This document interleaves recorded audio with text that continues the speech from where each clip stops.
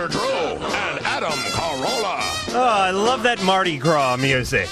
It makes me want to dust off the old pasties and hit Bourbon Street. Doesn't it, Drew? Yeah, that's just what I was thinking. Drew, you wearing your pasties tonight? Yeah. The one with the tassels? Yeah. Get them going clockwise. This shows we're 10 seconds into this. I'm on my heels. I'm back against the wall. God bless you. If anything, I want to be dominated. Stop. Will you stop it? Will you stop? I want to walk out the door. I feel so welcome here, I'll tell you. Screw you. We don't need you, Doc. You know I can handle the medical questions. Don't push me. Don't push too hard.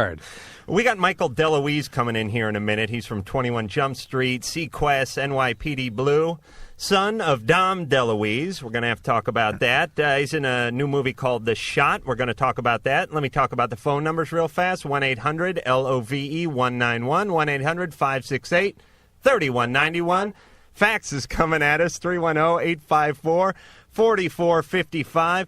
Faxes and email. Email like something that we got from some friends, Kevin and Nancy, that we were talking about AIDS last night. Was it last night? Yeah, last night. Yeah, we had a woman, I believe she was 24. She had a child. She was single. She was heterosexual. She was going out there. She did not live in an urban center. She lived in the suburban or even rural area somewhere. Right. She lived in a shotgun shack on some haunted hill somewhere, was going to clear away the tumbleweeds and go out and find some abandoned red onion and see if she could do a little bit of swinging because she was single. And she was concerned about AIDS. Right. She wanted to know what the probability of her getting AIDS from kissing a heterosexual guy who she might meet at this bar.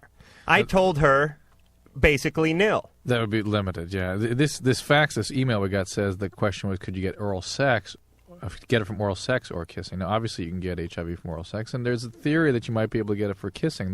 From kissing, my understanding is in Great Britain they don't even consider that one of the risk behaviors. Really? Yeah. And the question was, would this woman be at any real significant risk? And we point out that she's not in a risk category, and she lived in a suburban area, and a rural area. Then I went ahead and said it's, primarily if you're having anal sex, if you're engaged in gay activities, if you're going with someone who's an IV drug user, then you're in a high-risk category. Right. If you're going out with someone who isn't engaged in that activity and hasn't been partnered up with someone who is engaged in that activity, then you have a very, very, very low chance of contracting the disease. And this email we got sort of classically misinterpreted the data. It says, my response was horrifying because was all that basically Adam was right, was all that I had said. These listeners were disgusted. Since I'm a medical doctor, we had expected him to correct Adam and state that the caller, a heterosexual female, was in the highest risk group right now. And that's simply not true. They're the group in which there's the highest rate of increase. Right. From almost nothing to something. From 0% to 0.008% or something. And it's something to be aware of, and particularly young females. That's the group that probably has the highest rate of increase.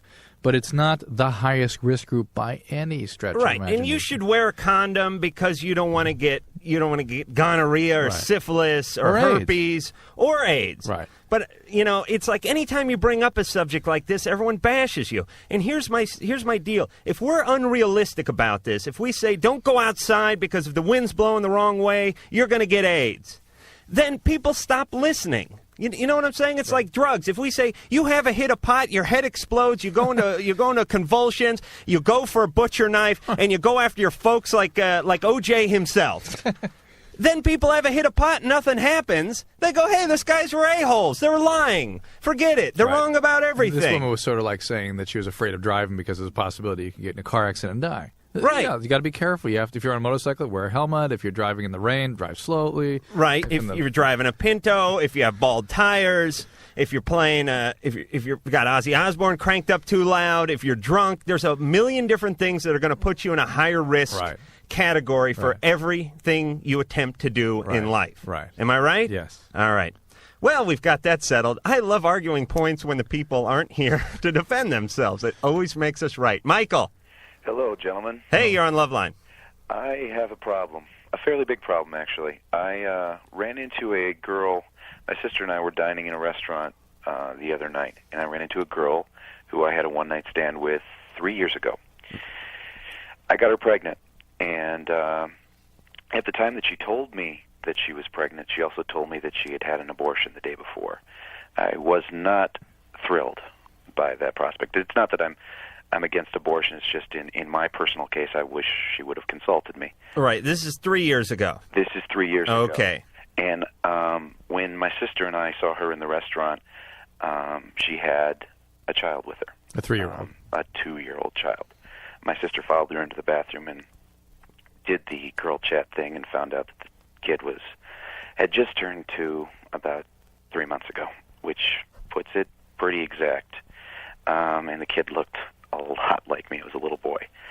I don't know. I'm responsible for the child. You are? Of course I am. I mean, it's a 50-50 thing. No, it isn't. What state are you calling from? Minneapolis.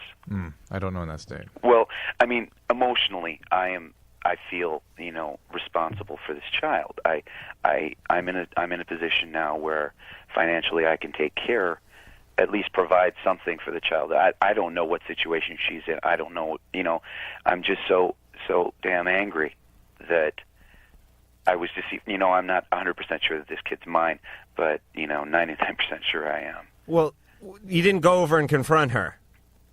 No, she can't. She wouldn't recognize me now. I was in a motorcycle accident and had some plastic surgery. I don't think she would recognize me. So you knew her, but she didn't know you. I mean, she wasn't aware of you. I don't even think she saw me. Looked my way in the restaurant anyway. But no, she wouldn't recognize me. Okay, and there wasn't a guy around who appeared to be Dad. No, it was just her and the kid and another lady. Right now.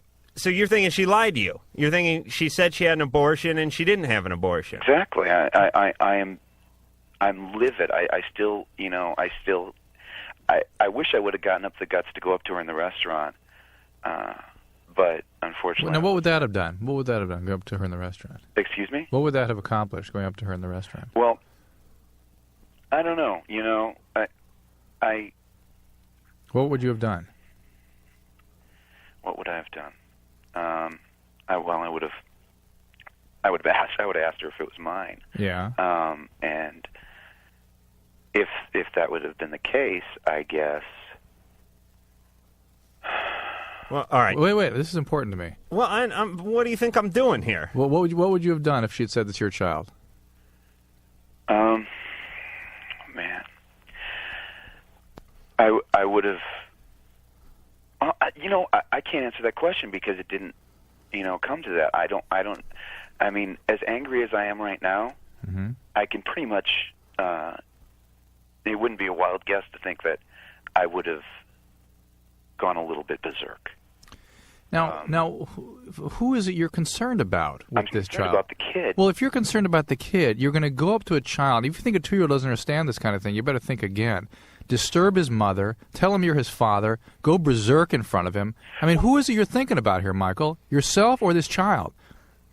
Because it sounds to me that you had the narcissistic injury here, and you really aren't concerned about the child. If you're concerned about the child, you'd think about supporting the mother, finding out what the deal is to keep the child in a safe and supportive environment, supporting the mom, and find a way to put the child's well-being as a priority and not your own feelings.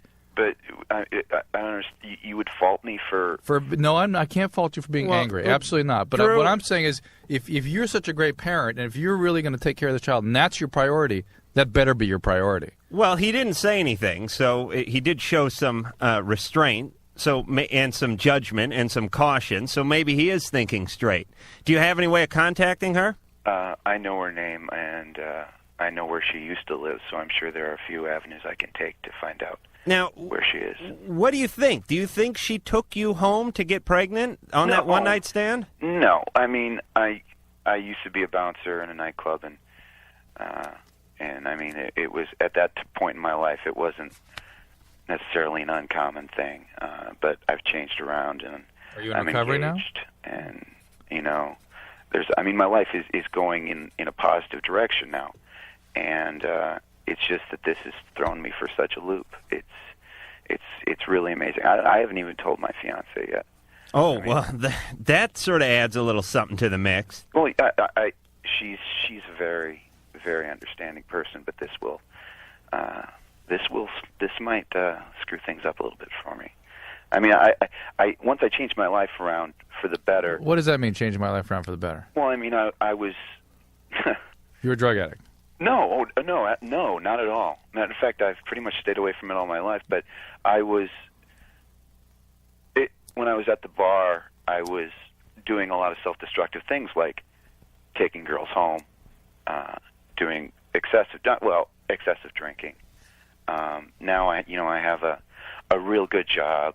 All right, Michael. Beautiful girl, All right, so you're on the straight and narrow now. Things are looking good, but you're being plagued by the thought of having a 2-year-old running around who doesn't know you as daddy. That's what's going on. So let's get to it. What do you want to do? I mean, obviously you're going to have to find out, or it's going to eat away at you. Yeah. You don't want to do it in front of the child. You don't want to traumatize the child. But I want to find out for sure, 100%. Right, and that means a blood test, right? If it is my kid, I want to provide for him in some way. Do you think that this woman will deny it if you say, look, if this is my child, I would just like to provide? I don't know this girl that well. I mean, it was a one-night stand. It was wham, bam, thank you, ma'am. That was it. All right. Michael, you got to find out. You have to track this person down.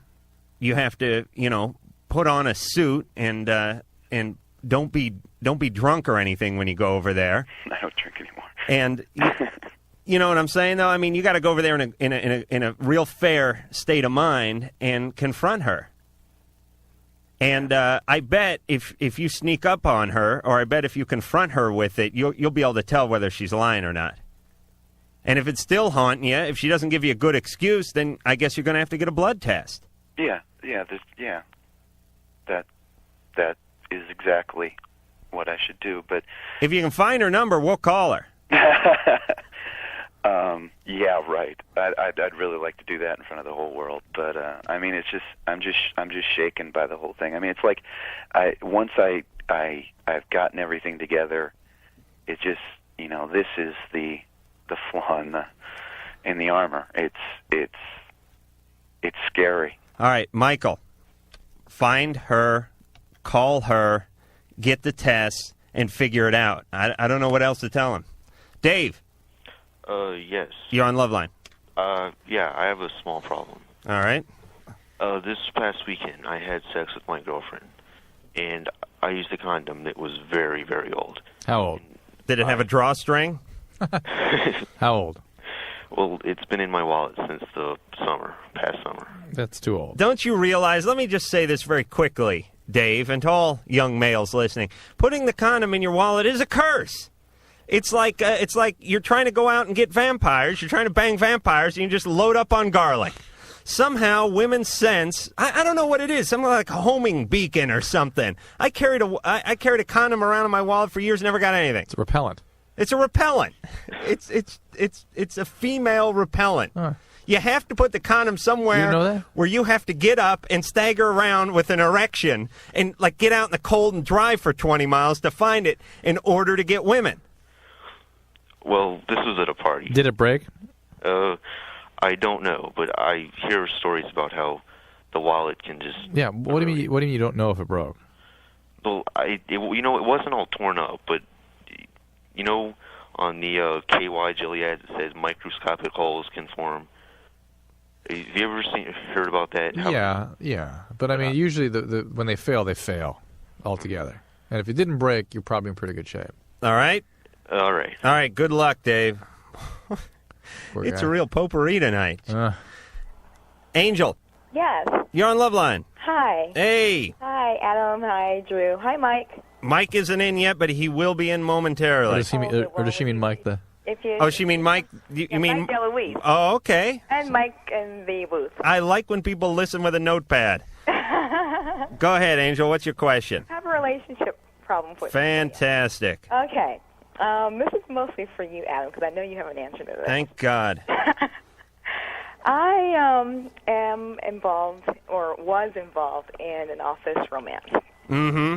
And now, does that mean you're going out with someone from work, or you're just getting it on office furniture? Well, we're working on that. We haven't actually quite gotten to that yet. Yeah, that's good. That's real prudent. Screw on the boss's desk. Don't worry. It's a half-hour lunch. You'll never catch us. Unfortunately, it is, well, had this guy, and I really liked him, and we had been, talking and doing the luncheons and all that. Long story short, this guy's been after me for months and months and months and months. And I was resistant because I didn't want an office romance. Right. Blah, blah, blah. Right. And we finally went there, and we finally became sexually involved, and I really like him. And the problem is he's afraid of me now. And he thinks he's intimidated by my intense sexuality, quote, unquote. Oh, really? Yes. Don't think that's not the topic of conversation in the men's room and by the water cooler, by the way, Angel. He says I scare him to death. Well, what are you doing to him? Well, nothing, really. I mean, I call him up, and I tell him what I want to do to him. Yes, yeah, and I talk dirty to him, and I'm thinking this is what guys really like. Then his mom says, hold on, he's in the shower. Yeah, and what do you do? What do you say you're going to want to do to him? Well, can I say this on the air? Well, leave out some of the words, but go ahead. Okay, well, I just tell him I want to close the office door, get down on my knees, and do what comes naturally. Do you talk about tanning his hide or wearing him like a puppet or anything like that? Sort of, yeah. I mean, wearing him like a puppet? Oh, my God. I told him I wanted to take him into our office and rape him. Really? Yes, I did. And I'm thinking he really likes this, but it's like scaring him to death. All right, let me tell you something. All right, Angel, let me tell you something. Yeah. We all know that women hold the cards sexually. Uh-huh. They deal. You know what I'm saying? They will give you your hand, but a guy likes to feel like he's calling the shots. Okay. And when you come on too strong, the guy gets on the ropes. He doesn't know what to do. But see, before, this guy was after me like gangbusters, and I thought I was Let me tell you something about guys at work. And then, when we finally got involved, I got really comfortable with him, and I really like him, and so now I want him every chance I can get. Let me tell you, Angel, I thought you liked me. Angel, part of it, you could just be annoying him. I'm not sure, but I may be getting that vibe. Okay. Angel, listen. Here's what guys do at work. Guys sit at work for 9 hours at a time. And it's the most sexual downtime a man is ever going to have. Because if a man sits at home for 9 hours, he's going to masturbate 3 or 4 times. He's gonna have phone sex 4 or 5 times. Uh-huh. Lord knows what he's doing to the dog. Man cannot sit bunched up in a suit for 9 hours at a time, especially these office jobs. So what's a guy do? He looks around. He sees Fat Phil over there answering the phones. He steers away from him. He sees the lesbian chick who's over there sharpening number 2 pencils. And then he sees you. Uh-huh. He's killing time. That's all guys do at work is come on to people sexually. Okay. They don't necessarily want a relationship. It's just a sexual outlet for them. Well, Am I right, Drew? But this guy got a relationship. He pursued it until he had one. Right, and now she is dragging him, kicking and screaming by the hair into the bedroom, tying him down and beating him up like he was ground round. Angel. Yes. Play coy. Like play coy. Do you understand what that is? Yes. I'm not talking about the Japanese fish. Do you understand? Take it easy. Okay. Wear something flowery. You're kidding me. Wear something flowery. Don't talk too much. Mm-hmm. Put on some perfume. And, when you walk by, drop your handkerchief in front of him or something. Don't smack him in the head and ram his face into your crotch. The 90s? It is. I thought men really liked It's the 90s. Women. It's the 90s for women, but it's the 40s for men.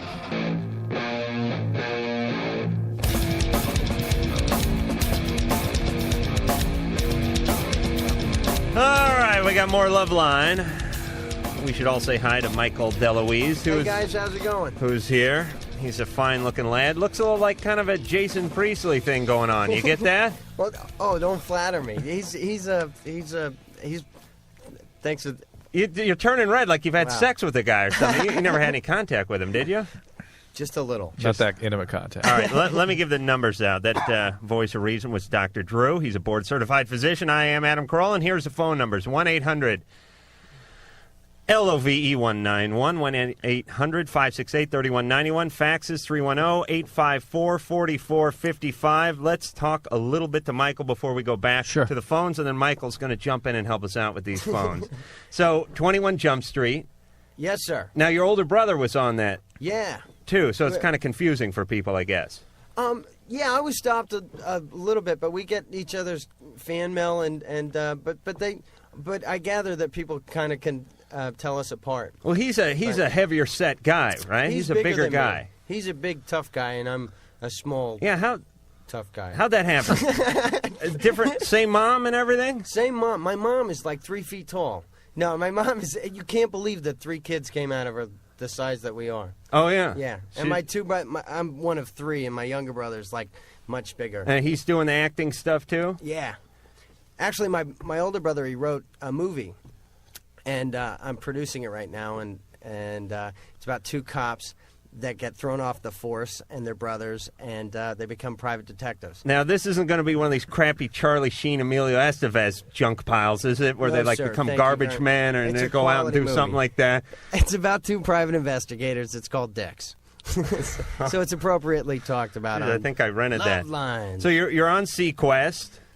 Yeah, we did that for a year and a half. My brother and I. He shaved his head, and they painted lines on him, and he was like this synthetic human being. And we worked on that, and it was in Orlando, Florida.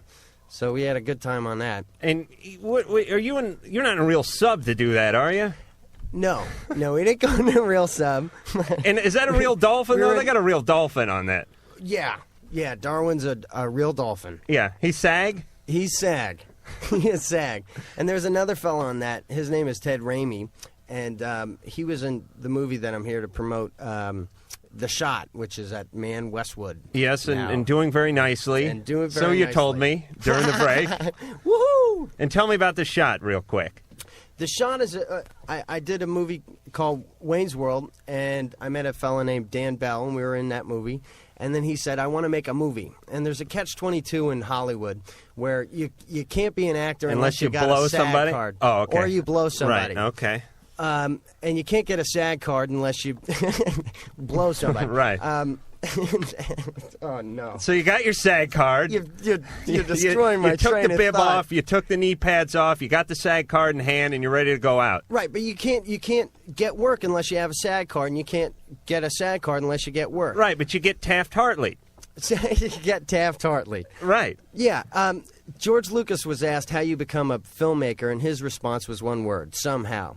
And Dan Bell decided that he wanted to make a movie, and filmmaking's very much like acting. Somehow. So he asked all his friends, and we all got together, and we made this movie for like 35 cents, and it's out in the Man Westwood Theater, and they just got an extended play.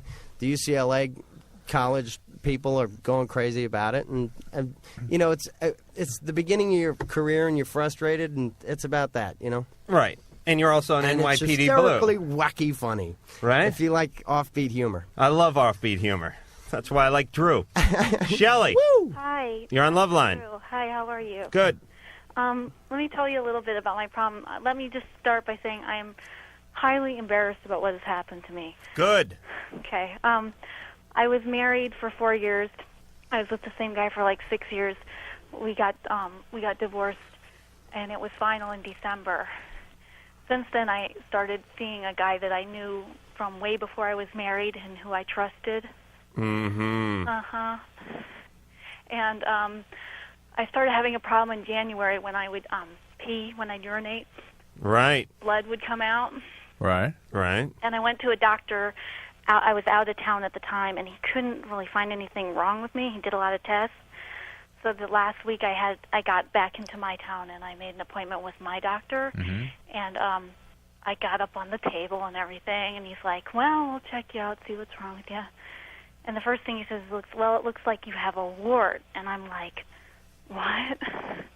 He's like, it looks like you have a wart, and I'm going to treat it as a wart right now. And then he just started kind of going ballistic on me and everything. And Okay, so What do you mean? The doctor started going ballistic on you? He'll freeze the wart off. Oh, I thought it was like a verbal barrage or something. No. He didn't call you a slut or anything. He also did make me feel very, like, ashamed and... Why? Well, because, like, I had unprotected sex, so he, like, made me feel...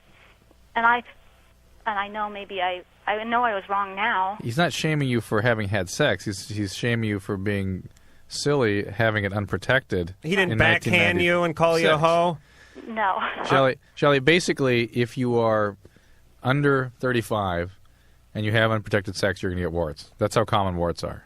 Are you serious? They're so common. Well, that's only for women, though, right? No, they are so common. So you're saying give it a name and in urban centers, I've had some gynecologists say they are endemic, meaning everybody has them. Right. See, I went to the doctor. I mean, I went to the library over the weekend, and I went on like some CD-ROM thing. Yeah, and got all this. And you saw how common they are. I mean, they are so common, right? But I guess what I'm asking then is, what is life going to be like for me? He told me flat out, even when you're married again, Shelley, because I'll get married again one day. I hope, anyway. Because I'm a very attractive person. I'm a teacher. I'm a even when you get married again. He was like, you have to use condoms for the rest of your life. Well, what difference does it make if you give warts to your husband? That's what I guess I need to find out. Well, what difference is? I'm asking you. What difference could you imagine that would make? Well, that's not always the nicest thing. It's not the nice thing, but the only problem with warts for men is that they can give it to somebody else. Michael, so it's definitely contagious. Highly contagious. And Shelley, we need to remember that you're contagious even when the wart is treated. Let me ask Michael a quick it's question. Like a French tickler, then. At that point. As a man, settle down, everyone. As a man, in the gift department, you're getting a gift from your wife. Yeah. Would you rather get a belt sander or warts? Seriously, now think about it. I think you'd go for the sander. I think I would too, even if I wasn't handy, even if I didn't have a garage. All right, but but if it's in the mix of the relationship, that's something that has to be dealt with. Right. And, you'd say that's.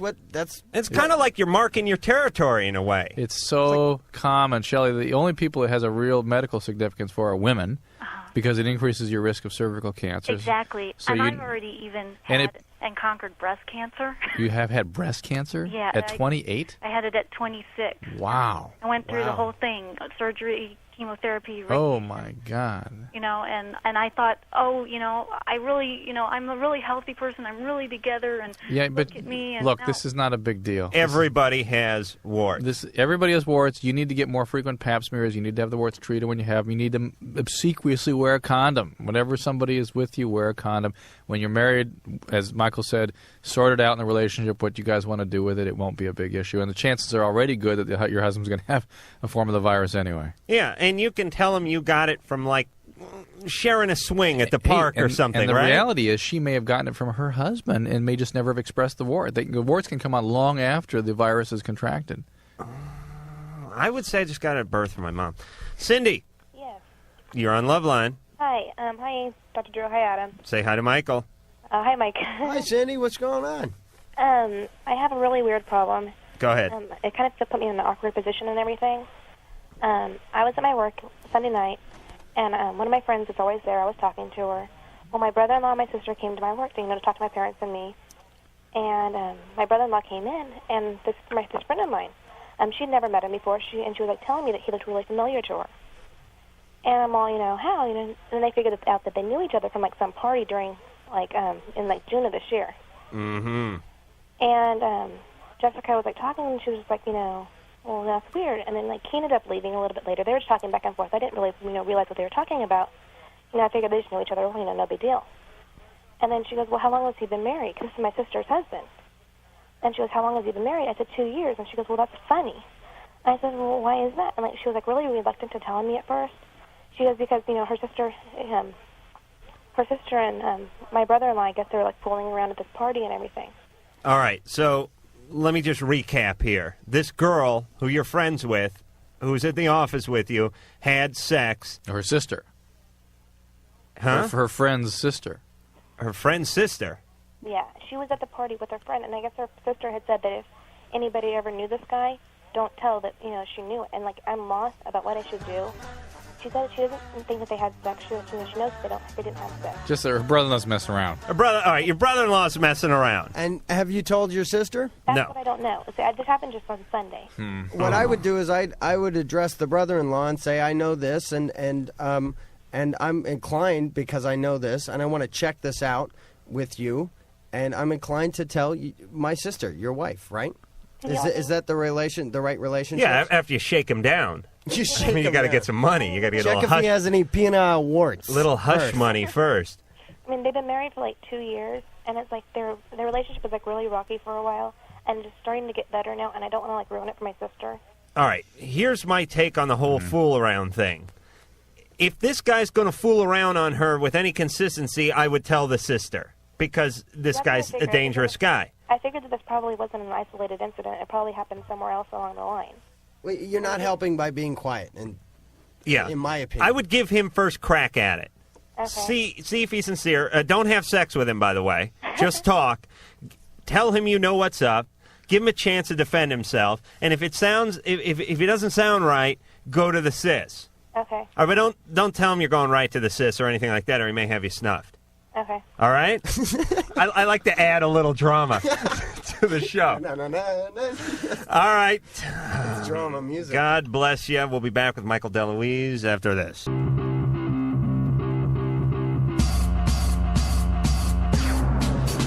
All right, Loveline. Phone numbers are 1-800-LOVE-191, 1-800-568-3191. Fax number 310-854-4455. The voice you hear now is Adam Carolla's.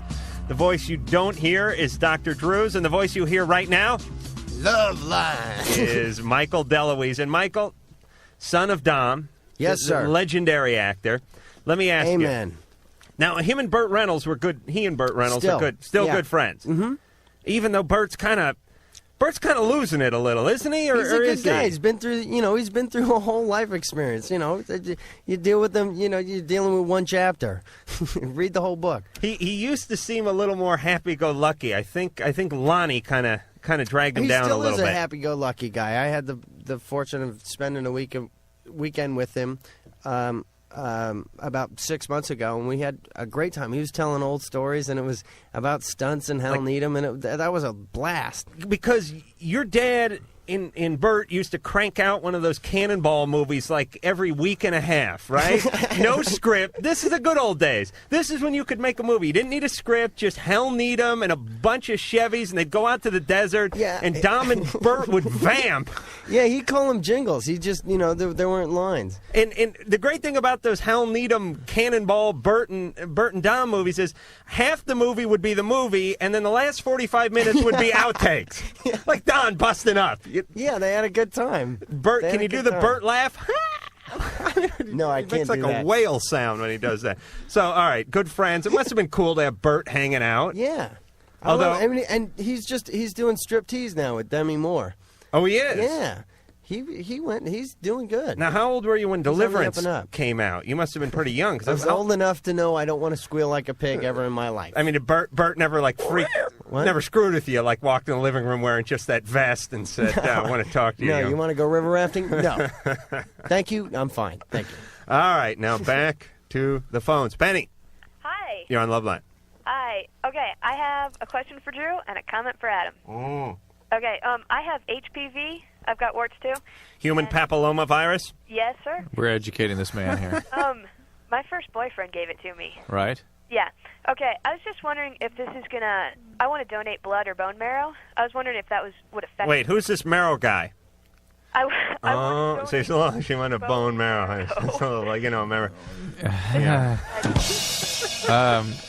Not that I'm aware of, Penny. I may be wrong. I don't know for a fact that it's not some kind of screening criteria, but I don't believe it'd be a problem. What does HPV mean? I don't even know. Human papillomavirus. What the hell is papilloma? I know what the letters stand Papilloma for means now. wart. Human meaning human. Human wart virus. We got the human part. There are many different types of over there. There are many different types of HPV, and some of them may have very, very low potential for increasing the risk of cervical cancer. Some much higher. And which ones and which one a given individual has is hard to say. So can you get tested and find out? Not really. No. Yeah, I'm sure you could, but it's not typically done. What's typically done is women are just screened more regularly, which is fine. Right, because they can get the cancer. Right. Right. All right, Mike. Yeah, hi. I'm catching on to the system. Yeah, hi. I'm going to get some sort of honorary degree bestowed upon me by Bill Cosby before I'm done with this gig. Say this. Right on. No. Hey, I Yeah. have a question for you guys. Sure. And it's to anyone on the panel that can answer the question. Mm-hmm. My sister is gay, and my cousin is also gay. All right, keep them apart. Yeah. And I wanted to know if it's I have no idea what that meant. Neither does anybody else. If it's hereditary? Yeah, because I want to know if maybe I can pass it on to my kids or something like that. Homosexuality? Yeah. Well, because it's a cousin on my dad's side. Yeah. Well, like any elements that lead to certain constellations of human behavior, there are biological factors that are involved, and we're learning more and more about that all the time. And if there are biological factors, there must therefore be some genetic factors. Let me ask a few hard-hitting questions. Now, to what extent the genetics are expressed, I really don't know, and I don't think it's a significant issue, though I'm sure there's data out there looking at this. Well, I don't care. I say live and let live. Yeah, I don't think you should worry about it. Let's put it that way. I mean, that's like saying, gee, Grandpa was alcoholic. Should I not have kids? I mean, I don't believe in that. Yeah, your kids can be gay. It's not the end of the world. But let me ask you some serious questions. Okay, shoot.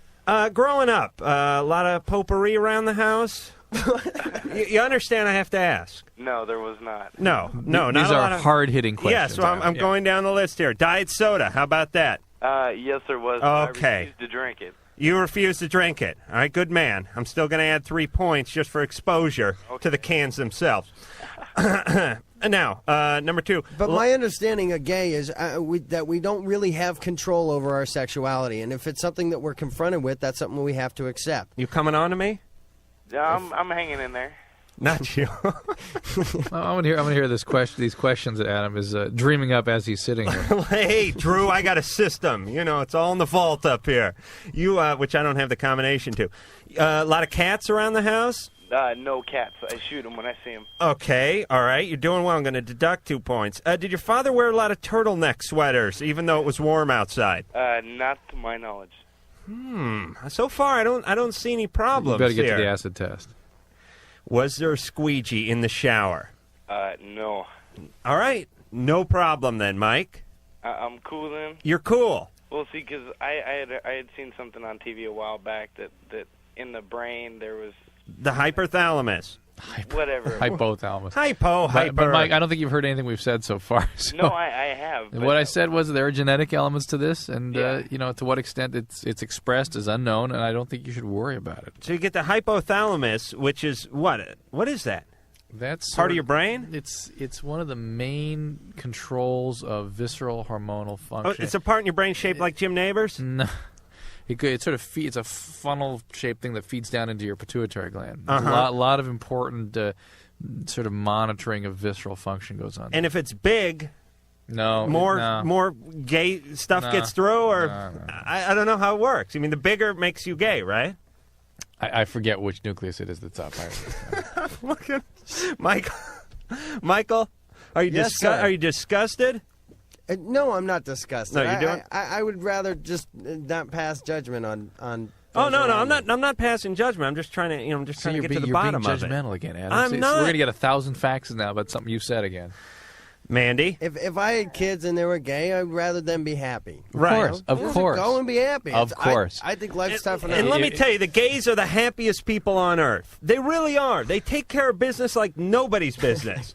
Why? I'll tell you why. Because it's like two guys. I mean, one guy can go fix a car, the other guy can go bring home the bacon. It's a beautiful relationship.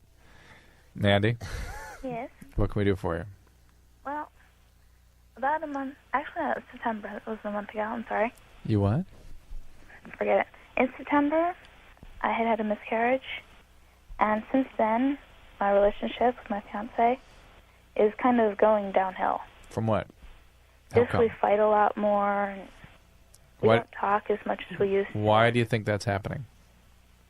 I feel like I can't really talk to him as much as I did before. Why? Because I feel like it hurt me more than it hurt him. Does he blame you? No, Mandy, I guarantee you it did. He does. No, I guarantee you that it hurts her more than it hurts him. Right. Men are clueless. Men are pathetically not in tune to what happens to women. insofar as having babies or losing babies. It's just a mystery to us. And you can only appreciate it by watching people close to you go through it. Let me defend men for a second. No, I'm not saying that's bad. It's a fact. For 100. If my kid got lost, I would go out and I would look for until Eternity. it got dark. Right. No, I'm not going for a beer, but I would go out and spend a couple hours. I'm talking about being a parent. I'm talking about the pregnancy thing. Oh, okay. Men really do not. Couple hours. That's great. I'm saying depending on what was on TV. Yeah. Men really don't have any kind of instinctive understanding what women go through. And after miscarriage... a woman has a miscarriage. Go, come on, run it off. Let's go. Come on, shake it. You can't... Men, it doesn't even occur to them the impact that it has. And for most women, they don't even realize the impact it's going to have. There can be tremendous mood disturbances, a lot of guilt, a lot of sense of loss, and you can get resentful towards your husband for not having rescued you from this or for not appreciating or supporting you through it. I mean, it's a real source of potential conflict. But I think the conflict is part of a natural process, and whether that process makes the relationship go on or whether it ends the relationship, that's part of the natural process. So you can tell a man's fabric by how he reacts in these types of situations. I mean, you can get a judge for a guy. Is he? No, I'm saying what if do you they're mean? fighting, if they're fighting, that's a sign of something. They're not relating on that But level. it may just be that Mandy's severely depressed after this thing and is getting resentful and angrier and more depressed. I feel like I'm kind of just going up and down constantly. Yeah. And what's your beef with him? He is not being sympathetic enough? It's when he is sympathetic, he gets cold. He doesn't tell me what he's thinking. He just kind of gets distant, but swears up and down that he's sympathetic.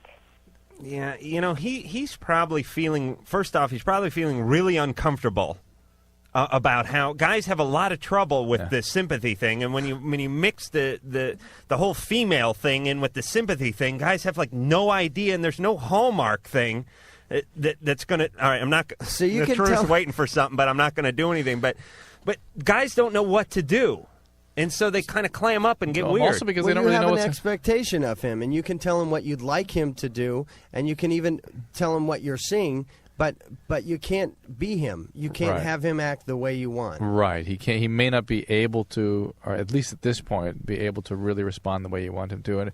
And if there are sort of real serious tensions developing between you, get some counseling together. I mean, it should be something that should be relatively easily manageable. It sounds like a particular crisis that you guys will get through, and probably things like getting pregnant again take care of everything. Very good advice. Wait, we have to. We got about a minute. Paul. Yes, sir. I got an interesting question. I was watching a program on CBS called Chicago Hope, and they were speaking of something called it's a delayed ejaculation. Now, right. I was wondering, is that like when you leave your girlfriend's house and you're in your car and it happens?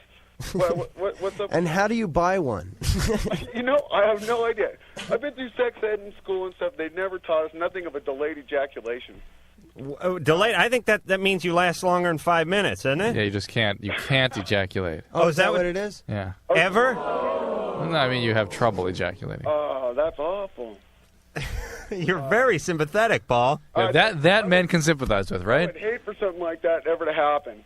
Yeah, especially if you're wearing sweats. Exactly. No, I'm not saying it happens when you... It just never happens. It just doesn't happen. It's delayed. It just doesn't happen. Well, then it's not delayed. It's not like you're at an airport and a DC-10 full of sperm is due to arrive any moment now and it never shows up. It's like it's never going to... It's not late. It never comes. But that can be an awful thing. I mean, sometimes you want Gone with the Wind to end, so you could say, frankly, Scarlett, I don't give a damn. That's right. And sometimes you want to fast forward to the tit scenes. Silence. All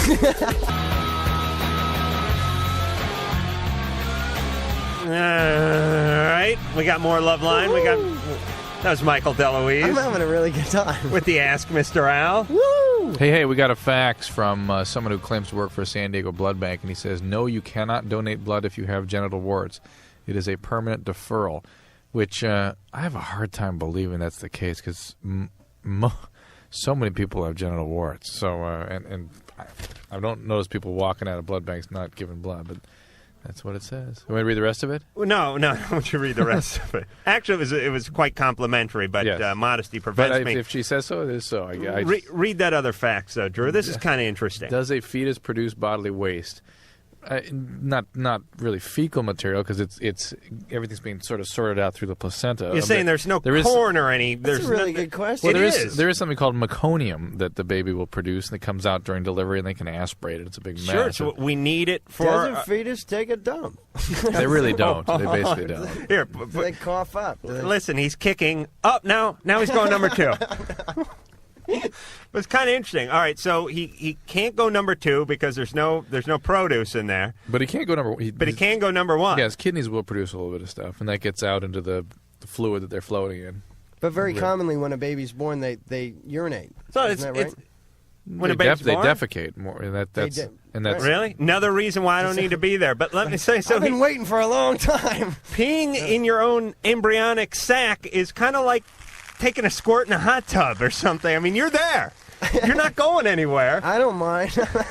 You got no problem with that? Yeah. Yeah, but think about it. Well, your wife had triplets, right, Drew? Right. So there's 3 of them, and No, one of them's going number each are one. individual number 1. sacs. The other 2 got to be pissed. No. What, you mean they're not all in the same No. hot tub? No. Let's stick to the hot tub analogy because it's easier for me to understand. You're saying instead of one hot tub with 3 of them in it, and one of them takes a piss in the hot tub. Each had their own hot tub. But that are near each other. Right. And is there like a place to shower and stuff? Don't pee in my pool. I won't swim in your toilet. We got to kill another 8 seconds before we do this 10-second ID thing. How about this? Dum, bum, bum, The Shot and Man Westwood, starring who? Dan Bell and Michael Rifkin and Dana Carvey and Mo Gaffney and yeah. Are we still going? Hey, Mike, quit screwing with us. All right. The guy who was doing the soft shoe is Michael DeLuise. I am Adam Carolla. That was Dr. Drew explaining the hot tub theory and why his kids all had their own tub. So no matter how many kids you got in there, they all have their own sack. Stop leaning on my shack. They can share placentas. Oh, they can? Yeah. So they probably can share hot tubs. Okay, very good. All right, let me give the numbers out. 1-800, I don't know why I keep saying numbers. The number, 1-800-LOVE-191, because I translate it to 1-800-568-3191. And the fax number, 310-854-4455. Robert, you're on Loveline. Yeah, I got a problem. All right. Yeah, my girlfriend, me and my girlfriend having sex in a car. Right. Nothing wrong with that. What kind of car? That was a Chevy. Yeah, what make? 65, I don't know what it is. Okay, how many miles on the car? I don't know. A 1955? 65. 65. Oh, okay. So there was some room. Yeah. All right. And I don't know what to do. My mom and dad caught me in the back.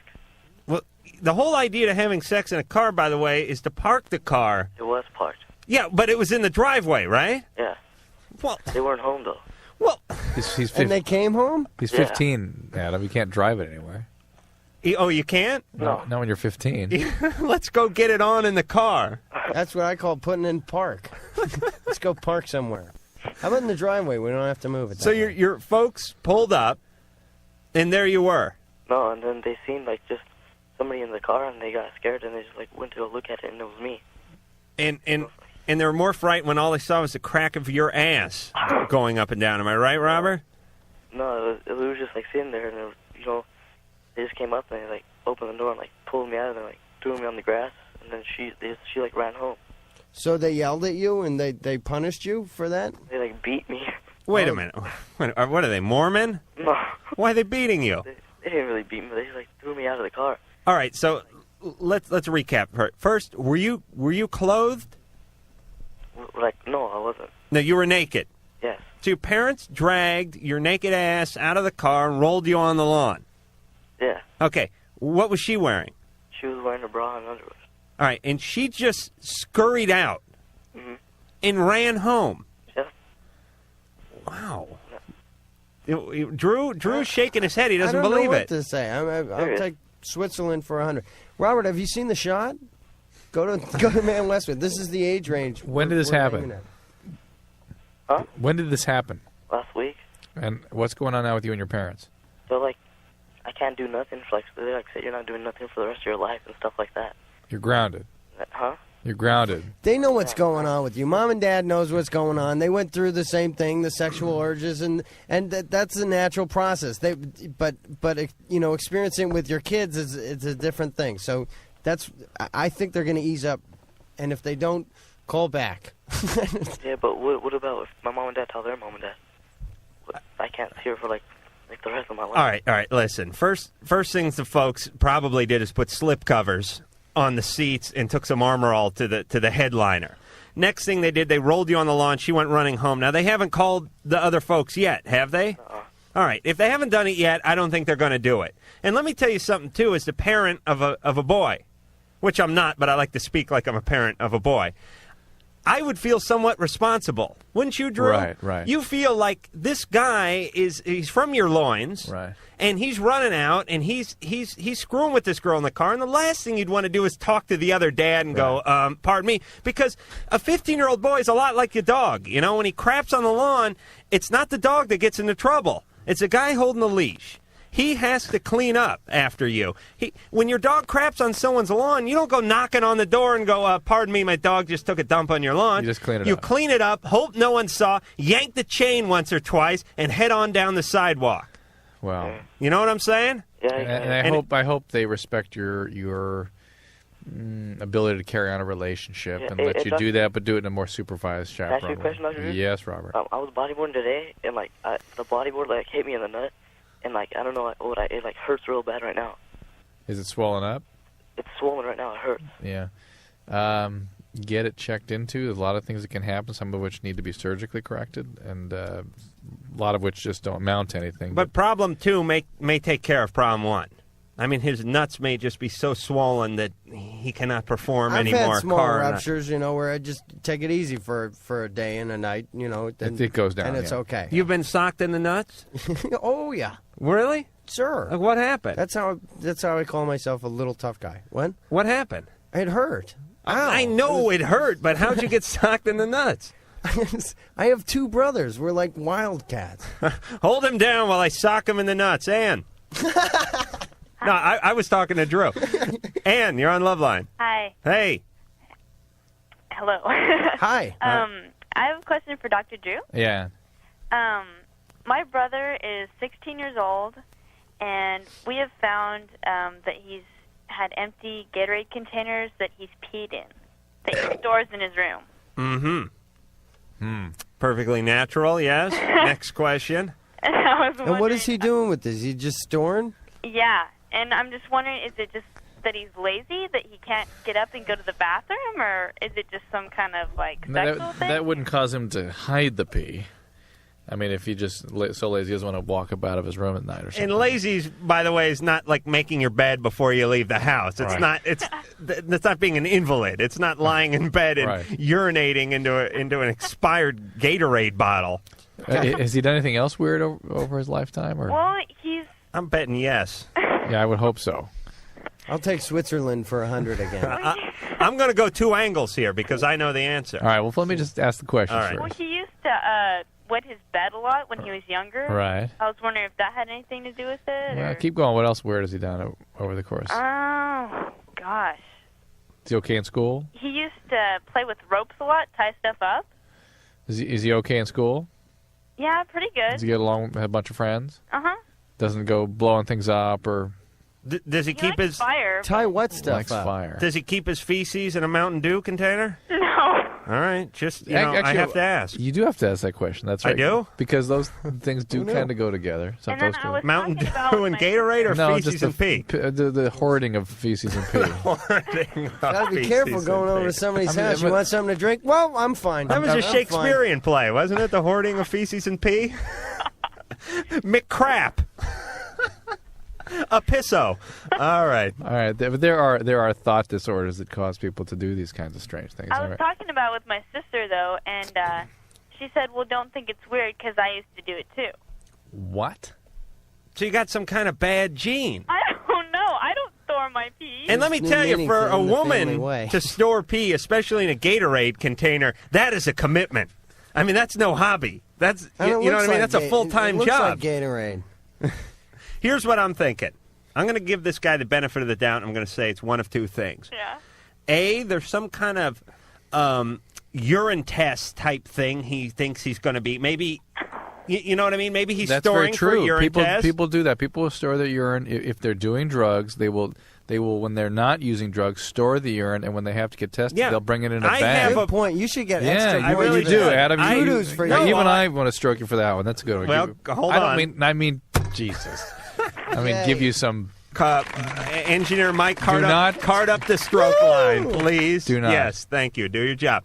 Now, I know I didn't just make this up because I carried a Boda bag around with my own urine in it for years on the off chance that I would be tested. But unfortunately, working construction, they never wanted to know. Number 2, here's my second guess, if it's not the drug thing. Okay. Some sort of school prank thing going on, where he's collecting enough urine to fill like a 50-gallon drum and then put it over like the auditorium and do something bizarre with it. He may have an intention for this urine. He may have plans. Like, I don't make plans for my urine. Why did your sister keep the urine? She said she had some kind of fascination with it, but she said she hated the smell, but for some reason she kept doing it. Well, it's a love-hate thing. There's no doubt about that. Wow. All right, I'm going to scrap my first 2 suggestions and say it's just a flawed gene. There's something going on with the family. No, I think you get the Sherlock Holmes award for the. Yeah, you get good kudos for those. But I've heard Pretty of good. in the 70s, wanting to keep the natural people taking their urine and freezing it and wanting to ingest Drink it. and stuff. Yeah, there was that for a while. Yeah, I mean, Gandhi lived off it. Gandhi had a chain of snack stands where he because served he had his no urine. choice, man. Is that what it was? Sneak a piss every once in a while. Ann? Yeah? Quick question. What does your folks do? What does your dad do? It doesn't work? My dad's a doctor. Oh, that would explain something. You don't know what, but No, something. I don't know, but it would explain something. Ann? Yeah? All I can say is just when you go in his room, wear slippers. Talk to your dad about it, all right? Okay. I don't know what to say. Talk to your dad about it. Yeah. I'm worried. I'm worried about Junior. Dad will take him for the appropriate consult and get it checked out. Addressing him is a good start. All right, Drew's pointing at the screen. He's pointing to you, Bill. Hey, how's it going? Good. All right, I have a question. I have to pee now. I know you do. Here, pee in this. Oh, wait a minute. Okay, here's the question. Wow. It's pretty chunky pee. I think those were ice cubes. Bill, go ahead. All right. My girlfriend, I'm 19 and she's 15. All right. Breaking the law. Go ahead. It's true. But she's had more experience sexually than I have. Right. And every time she knows I don't like it when she brings up her past boyfriend. Mm-hmm. But whenever she does, it makes me feel kind of like an amateur. Right. Yeah, and I just have a problem with her bringing up. I'm totally down with you on that, Bill, as the kids would say. I feel the same way, and I think everyone in this room will agree. Michael? You're older than her, and she's more experienced, and she's 15 years old, and she's making you feel insignificant sexually. Well, I have no problem sexually because we have an agreement that seems though she's so young, How are you feeling insignificant Wait. then? Seeing how she's so young, what? Yeah, we don't have sex. We just do a lot of foreplay and oral sex. Mm-hmm. Because we find that more fun than the sex itself. So, but I have no problem when we do have. But she has had sex before? Yeah. Okay. Yeah, I know where you're coming from. This, I don't like to admit this because it's just because men are insecure. I'm insecure. I feel this way. I don't like it when the person I'm dating or the person I'm having a relationship with talks about.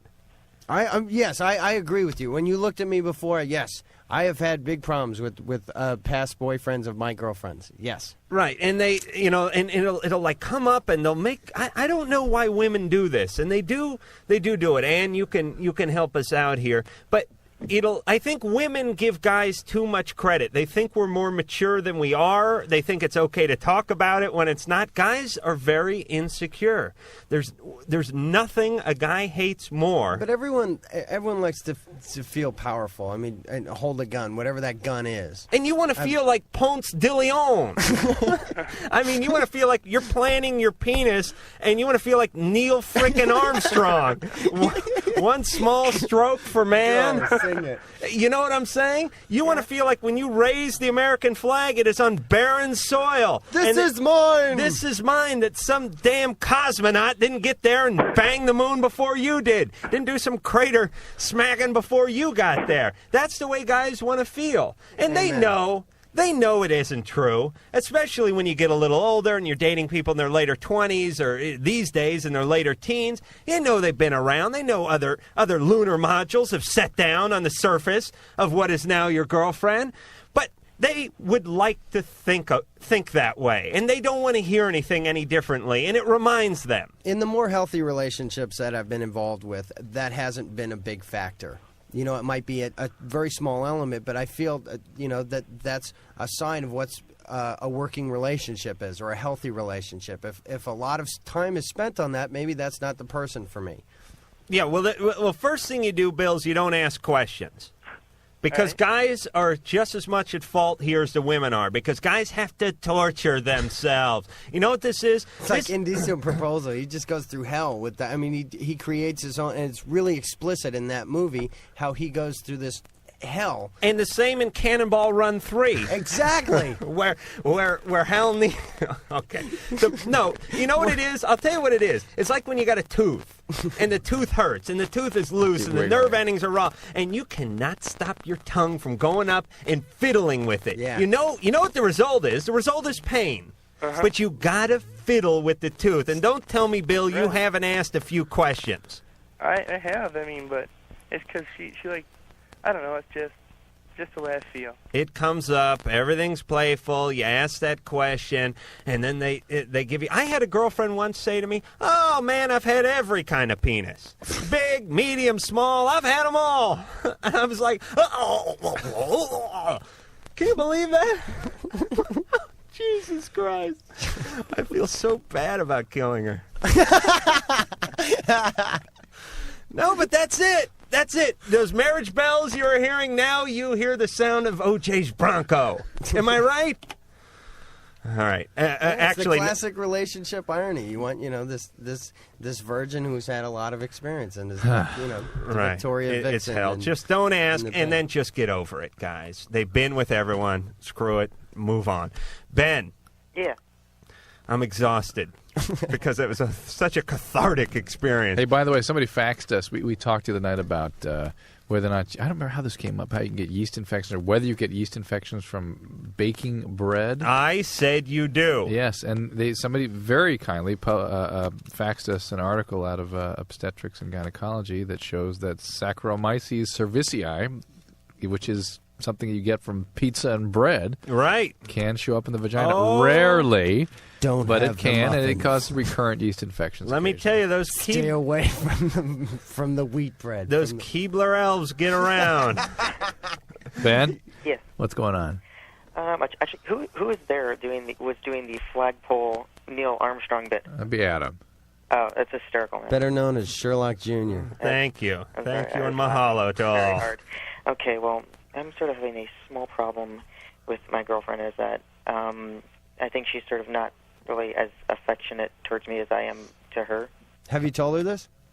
I've tried to discuss it, but it's like she doesn't really like to discuss all these things. She has a lot of stress in her life, unfortunately. Like what? Like school, and her parents pressure her about that, and she's basically sort of the overachiever. Right. Let me clarify something. When you say affectionate, I mean... Do you mean sex? Huh? No. Just holding hands? Well, not even that. It's just as in, like, a relationship of, like, sort of, communication and stuff like that, where we can just sort of talk to one another and be affectionate. And are you sure? You're talking about pet names and stuff like that? No. Nothing that trivial. Trivial? How old are you? I'm 16. 16? I call my girlfriend Monkey Nipples. Are you sure? Monkey nipple, that's a good one. I'll have to remember. Yeah, it's a term of endearment. Yeah, of course. Are you sure that she's as into having a relationship as you are, or into this relationship? That's the thing. I'm not absolutely sure about that, because both of us have not really had too much experience in dating. Yeah, she may just really not be into this. That, we both like each other, but I'm not sure if she's just confusing it as a friendship. Ah. Yeah. All right. Well, Drew has done what he does so well. He's pulled his little pinky nail out. He has scratched the first layer of thin varnish off of your acrylic translucent story and gotten to the primer truth, which is she's not all that interested. That's why she's not affectionate. And the producer is not affectionate toward me. And I'm thinking it's because maybe she's married and has no interest in me in that way. Am I right, Ann? All right. Maybe it's because you call her monkey nipples. No. That's a different That's name. what I'm afraid of, because I do have feelings for her. All right. I think you sound like a pretty mature guy, maybe a little too mature. And let me tell you what mature guys get in high school. Nothing. Yeah. That sucks. You date your right side is basically who you date in high school. What you need to do is she sounds mature as well. You're just going to have to talk to her. You're going to say, look, I have some serious feelings for you. Do you have those for me or don't you? I've been trying to do that for a long time, but I just, I think that she's also very sensitive, and I don't want to try to put her on a guilt trip. Hey, you're just going to have to look at the fact that you are trying to be honest and do it in a... I don't want her to sort of candy coat an answer or try to feel that she needs to say something that... I think that's just a defense. That's just a way of backing down so you don't have to ask a question for which you're afraid of the answer. Oh, me? I think it's very... No, he's naturally talking to Michael DeLuise. Listen, Mr. Denial. Seek the truth, because the truth shall set you free.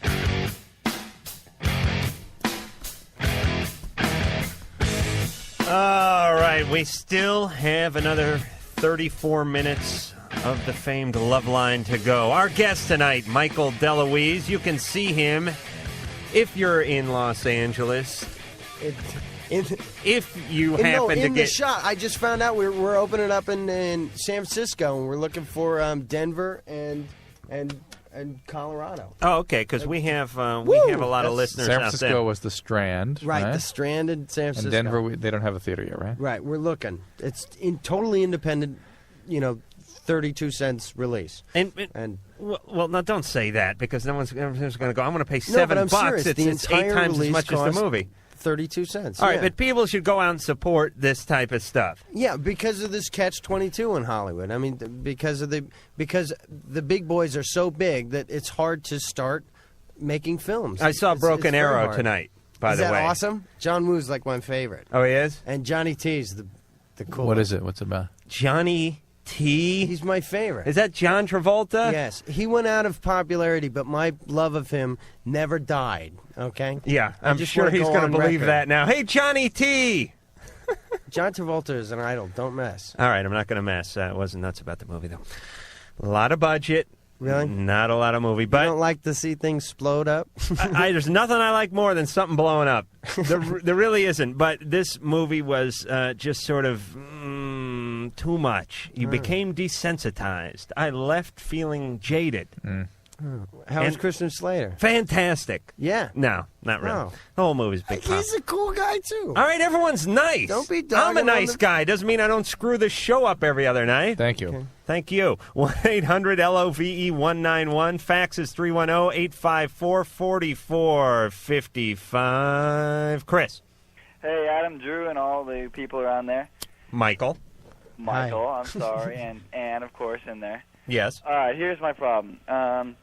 I had this girlfriend a while ago, and we broke up, and she moved away, okay? And then I got in another relationship with another girl, and then her identical twin sister shows up in my school. And somehow she got the notion that she could, win me over or something because I went out with her twin, and she's trying to break up my current relationship. Have you called Oprah about this? Oh, God. Who's knocking? Is that one of the Patty Duke twins? Yeah, hold on. Yeah, go get her. We'll hold. So what's going on, Adam? Yeah, I'm kind of between gigs right now. Hey, how's the movie working out for you, Michael? So I really care about this girl I'm going out with now. How do I get rid of, this twin off my back and stuff? Wait, who was at the door? Oh, we waited. Huh? Who was that? Waited. Oh, it was a parent, don't worry. A parent. Oh. Just a parent or one of yours? It's just one of Dad. mine, Well, God bless him for knocking. Well, Are you in your room? Yeah. That's well, that's respect. kind of nice. I'll tell you. Let me just digress for one moment here, as I often do. A lot of parents are into barging in. Yeah. You know what I mean? That was really respectful. My dad does that. My mom does that. We always knock. I think that's I would nice. have a heart attack if your dad barged into my room at almost any time of the day, wearing that hat, you know, just laughing his ass off. I did. That's a whole nother story. But I think parents should knock. And I think parents should knock for the same reason that boyfriends should not ask their girlfriends about their sexual history. Do you really want to catch your kid with, like, some sort of National Geographic with a hole cut in the middle of it, going at it like some little ferret on a double cappuccino? Is that what you want to see as a parent? Well, it's a do unto others thing. I think this is a real respect. Yeah, but of course, you don't want to see your parents going at it either. Well, it's a that boundary. Could shave years off your life. You know, it's not so intrusive. And you got to respect people as individual. And I don't want to see other people's weirdness. And forget the fact, Adam, that you're focused on the fact that people are, every time they're alone, are doing weird things. For God's sakes. But the fact is that it's just a matter of psychological health, of individual respect, that you give people their space and you respect Chris, it. They don't have to be engaging in some bizarre self-abuse every time that they're alone. There's animal mutilation going on in that room. There's bizarres. There's a kind of, what's that kind of religion that Eric Estrada's into? Sangria? What the hell is that thing called? You kill chickens and stuff. Chris. On that note, can we get back to the evil twin ruining the romance? All right. Santeria, thank you. What do I do? What do you do? All right, let me recap because my brain's kick off or what? fried. You went out with one twin. Yeah. The other twin wants you. Yeah. You have another girl who you enjoy. Right. And you don't want this other twin. We should all have these problems. Really? Yeah. Yeah. Well, tell her you don't want her. He hesitated there. Okay. This is the same plot as in the shot. No, wait a minute. What This is exactly the same. You're a little ambivalent, aren't you? Well, yeah, because I had this previous relationship with my ex-girlfriend, and when this twin shows up, I had feelings for her, and when she was coming on to me, it made me feel accepted and stuff like that, and because I still had feelings for my ex-girlfriend, which was kind of hard. So is she coming on to you because she can't have you? That's I don't know. A rhetorical kind of thing. She's playing on those feelings that are unresolved. Focus on a relationship. One, make your choice. Try to make that a healthy relationship, and don't get this twin thing sounds a little crazy. I don't think that's probably the healthiest thing for you. All right? And Adam, mature guys get some. Oh, they do? Yeah, they do. Really? Yeah, if you're a sensitive guy, there are people out there. Oh, I know. I'm very sensitive. I got my balls caught in the zipper of my pants the other day. Yeah, you kept cried like a baby. So if that isn't sensitive, Drew. Whoa! Drew could care less. Do you I'll be on a notice second. Roman. Yes. What's going on? You're on Loveline. How you doing, guys? Good. Yeah, that's good. I got a little bit of a problem. Mm-hmm.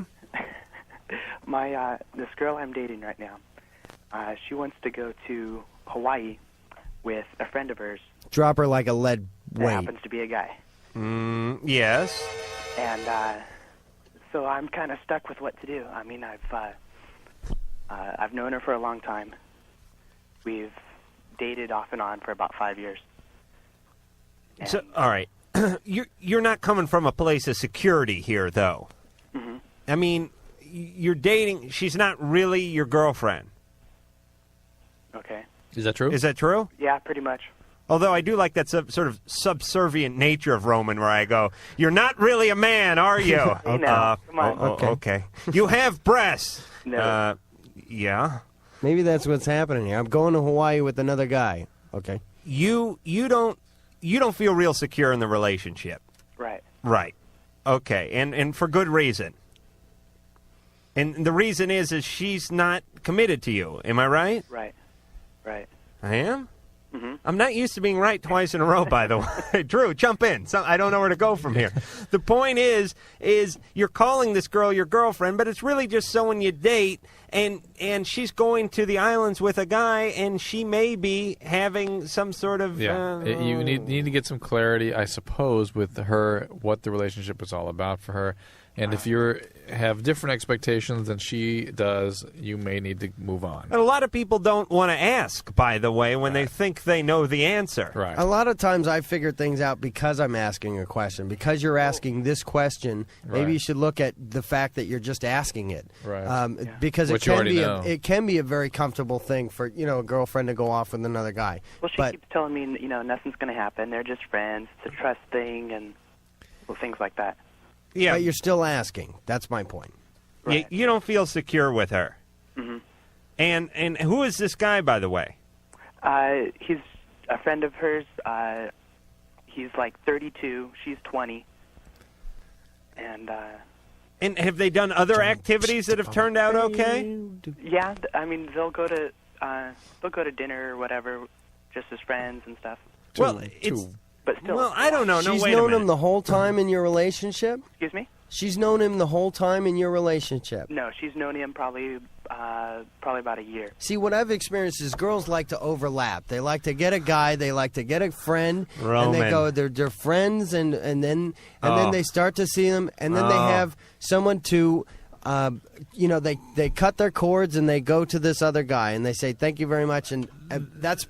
Yes, Michael. Yes, every time I've broken up with somebody, actually every time someone has dumped me, they have had a new guy who they've been going out with within a week, usually somebody from work or from some new circle of friends who they've sort of lined up. Now they weren't fooling around on me, or maybe they were, but I'm not going to accuse them of that. But they will sort of line them up. It's kind of like this. You ever see a basketball game and the coach sort of signals to the bench and the guy takes his sweatsuit off and he stands there and he starts limbering up?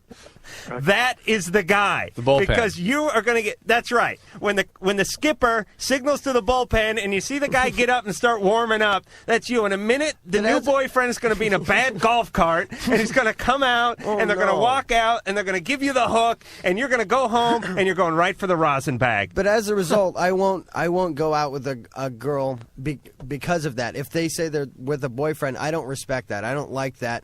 I don't think that's okay unless I know them as a couple. Right, because it's going to happen to you. Yeah. Whatever I won't way, be the other guy. I won't even be the bullpen You want to guy. know how your relationship's going to end with somebody?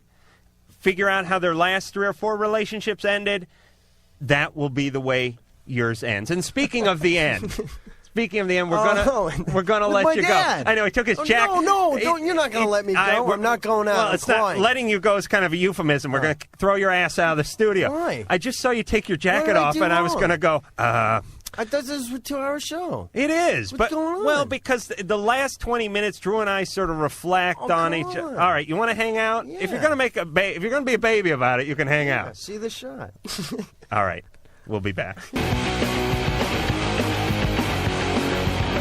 All right. Well, we tried to kick out Michael DeLuise, but he had spot welded himself to the chair and was going nowhere. And besides, I'm personally inviting all my friends and family to come on down. I don't know if there's enough room for all your family in here. You have no choice. They're a very husky crew, and there's a lot of them to boot.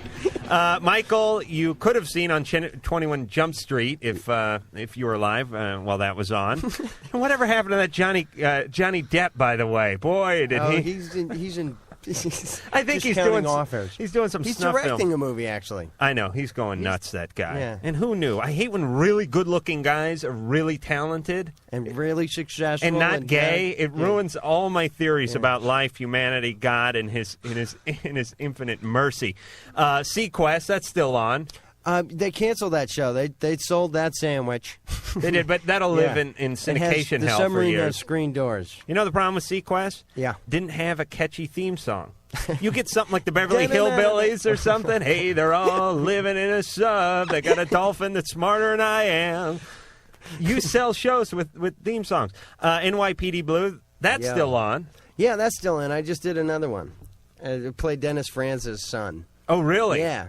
He's the He's cool. He's a good actor. Yeah. He didn't have. And You nice, guys didn't have too. to. Every time I see him, he goes, hey, he receives me. There's no ego about him, and he's been doing it for so long. He really relishes. He knows your dad will have him killed if he doesn't kiss ass. Am I right? He'll get one of Burt's lackeys to come over there and stomp a little Fran's ass.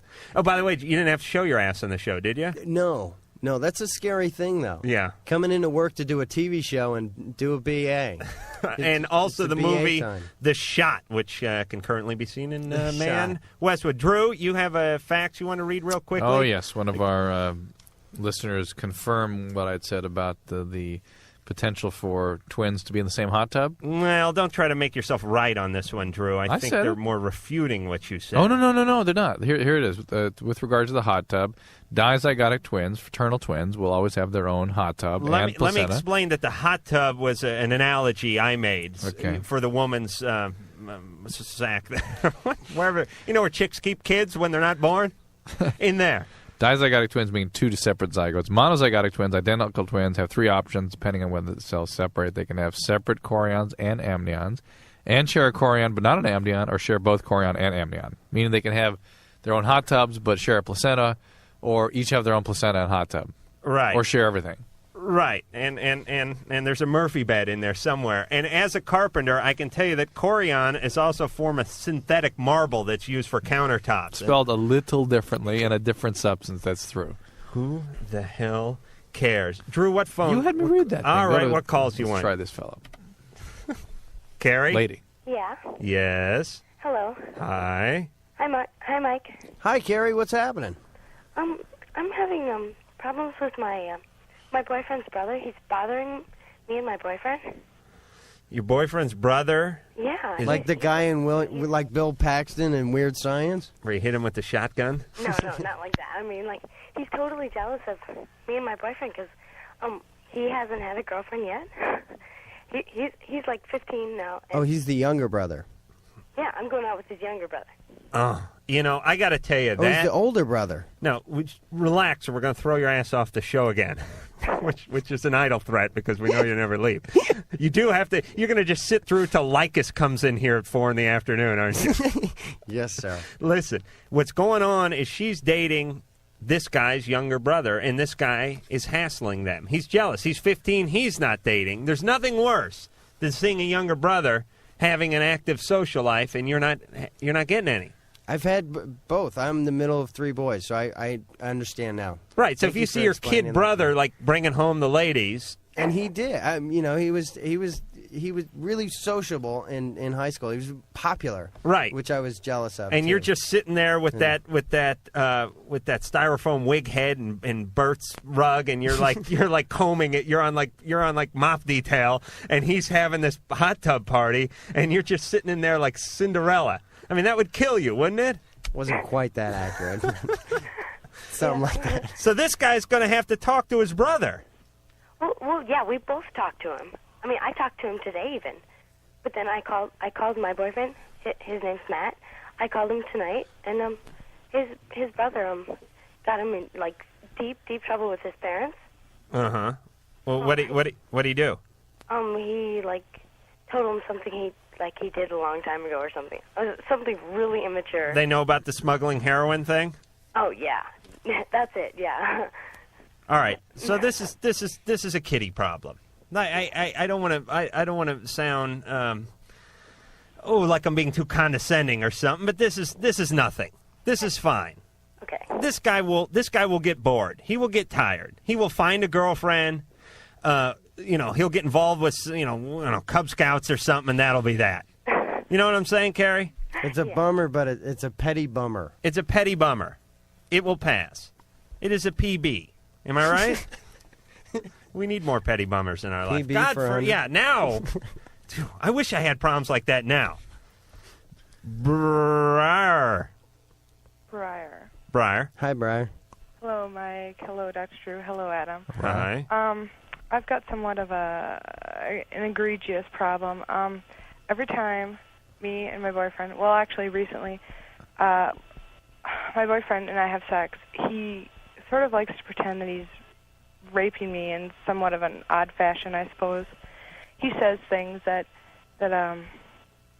sounds like he would say something that somebody would say something to, promote kind of a dominating stature. He's degrading. Yeah, I consent to the sex we've had, but then when he gets into it, he like pushes me down and he holds me and I can't get up, and my wrists hurt and I've had like bruises on my wrists, and he's like, oh, and he says like really dirty things. So, just kidding. No, nothing. What did she say? He said it. I didn't say anything. We got the S word in there. Mike, did you? Oh, you're so good, Mike. You're getting a raise. I'm giving $5 an hour now. Yeah, you don't like it. See, guys are confused because a lot of women do like, and again, here comes the letters. But all I'm saying is we get calls during the course of a show where people say, my boyfriend's being real passive. I'd like him to be more aggressive. I don't mind him, a little spanking, a little rough stuff. Is this going beyond that? Well, yeah, it's the last 2 times Nigel and I have had sex. All of a sudden he's like turned into this sort of, I'm going to get you. Is there drinking involved with this? He calls me degrading names, and he pushes me down, and I'm like, get off of me, you're hurting my wrists, and he doesn't respond. He just. So you're not enjoying this, but is there drinking? Really. Has he been drinking when he does this? No, he doesn't drink or do drugs or anything like that, and well, first off, if he's going to do, I would suggest that he smoke a little pot. Easy. Drew gives me a look, but that would take the sexual wind right out of his abusive sail. Why would he all of a sudden be... He's just probably getting more comfortable with you, and his real sort of attitude is coming through. Let me explain about men here, sexually. Well, I feel really violated. This may not be a good relationship for her. No, this is not a good relationship for you. I'll tell you what the deal is sexually. Sexually, a lot of guys, they put their game face on when they go into a bedroom. They get psyched up. They think it's more pleasurable for them to do this domination thing, and they think they can, do a better job. It's like a boxer hating their opponent. Why? So they can go in there and justify beating the crap out of them and get their job done. And then when it's over, they turn into, I have a lot of respect for the guy. He's quite a competitor and all that kind of stuff. Well, this is the last 2 times, to my understanding. Well, you know what he told me? He said that he was made fun of a lot when he was a kid because of his name. And he was degraded. And and now he's taking his anger out on. Right. All right. Have you? That doesn't mean you have to accept it. That doesn't mean you have to tolerate it. Where is Nigel, by the way? What? Where is he? Right now? Yes. I don't know. He's probably asleep. It's 1:49 here. Oh, okay. Because I was thinking of confronting him myself. You have confronted him then.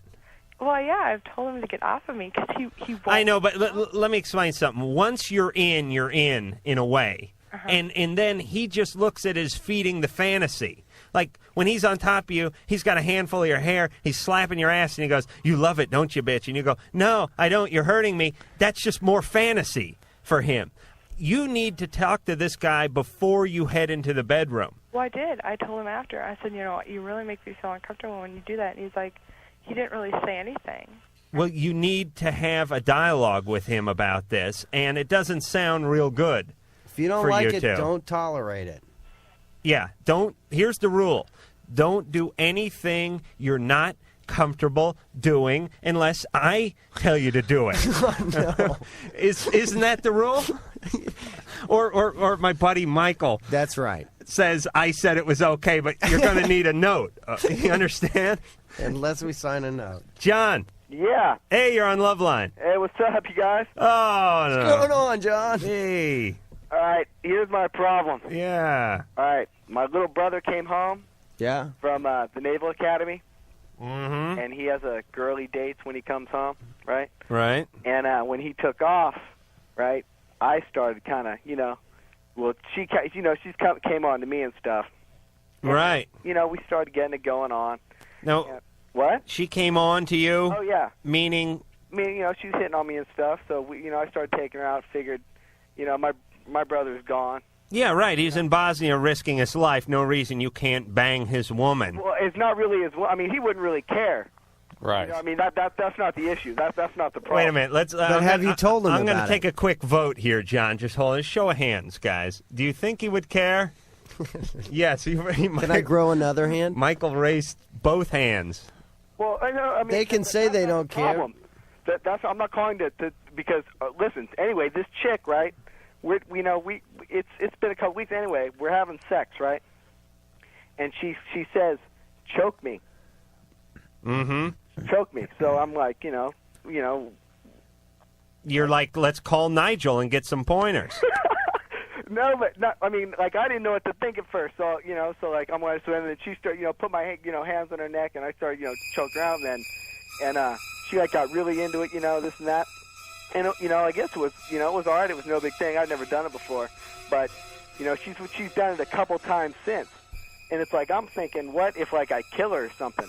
Which can This happen. is a very dangerous thing. Yes, it can happen. Potentially. Is there any kind of a waiver I can make her sign? No, you can just not do that. Wait a minute. Is there any kind of what? Waiver. He wants a release. You Durable wanted to power of sign attorney. something. I think you're walking on shaky ground all the way A around. directive to sexual partner. A waiver. I would like to get the blowjob waiver signed before sexual encounter. By the way, Drew, could you draft that up for In the me? event of laryngitis. Listen, a lot of people that asphyxiation thing. Heard of. What the hell? Asphyxiation. It's up here on the board. When you're getting choked. Yeah. A lot of people are into that sexually. A lot of people like hang themselves while they're masturbating and all that. Die because of it. Right, but if you got to risk something, now's the time. I'm saying you make but don't go nutty. You know what I'm saying? Well, I mean, I'm I don't know. Don't do it. Don't turn into Mr. Hyde while you're tanning hers. And we'll be back.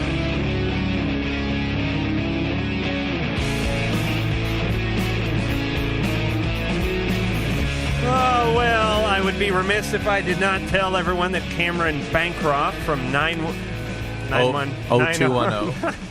90210. I'm a tremendous fan of the show. I was taping it tonight. 2-hour special tonight. Blockbuster.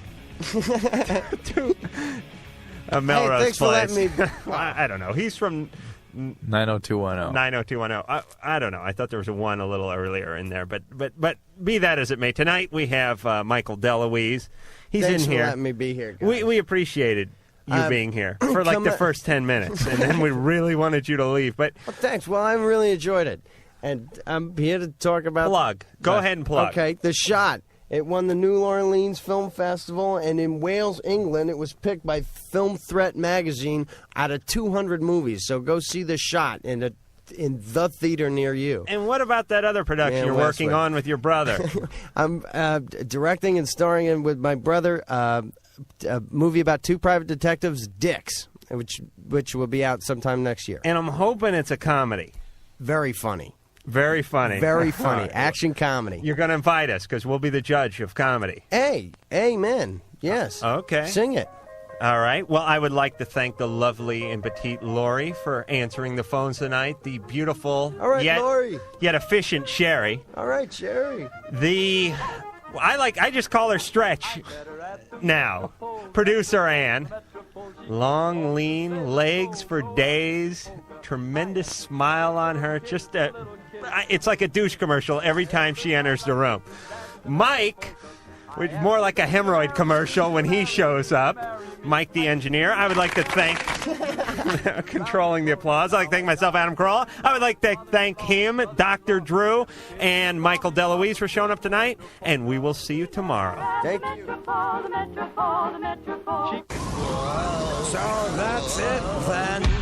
You have been listening to Loveline. The opinions expressed on Loveline by Adam Carolla, Dr. Drew, or anyone are not necessarily ours.